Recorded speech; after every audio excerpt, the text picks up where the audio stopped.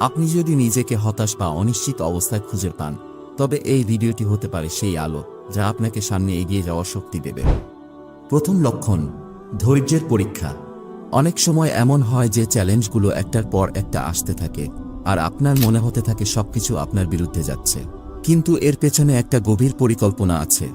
রাসূলুল্লাহ সাল্লাল্লাহু আলাইহি ওয়াসাল্লাম বলেছেন, যখন আল্লাহ তার বান্দার মঙ্গল চান, তখন তিনি তাকে দুনিয়াতে পরীক্ষা দেন। হযরত বেলাল রাদিয়াল্লাহু তাআলা আনহুর কথা চিন্তা করুন। তিনি ইসলাম গ্রহণের পর মারাত্মক নির্যাতনের শিকার হন, কিন্তু তিনি তার ঈমান ছাড়েননি। তিনি কষ্ট ও নির্যাতনের মধ্য দিয়েও ধৈর্য হারাননি। আল্লাহ তার ধৈর্যের পুরস্কার হিসেবে তাকে ইসলামের প্রথম মুয়াজ্জিনের মর্যাদা দিয়েছিলেন। আপনার জীবনেও হয়তো এখন কঠিন সময় চলছে, কিন্তু মনে রাখবেন, এই সময়গুলো আপনাকে ভেঙে দেওয়ার জন্য নয়, বরং আপনাকে ভবিষ্যতের জন্য প্রস্তুত করা। দ্বিতীয় লক্ষণ, অপ্রয়োজনীয় জিনিস ছেড়ে দেওয়া। আল্লাহ যখন আপনাকে কোনো বড় সাফল্যের জন্য প্রস্তুত করছেন, তখন আপনি এমন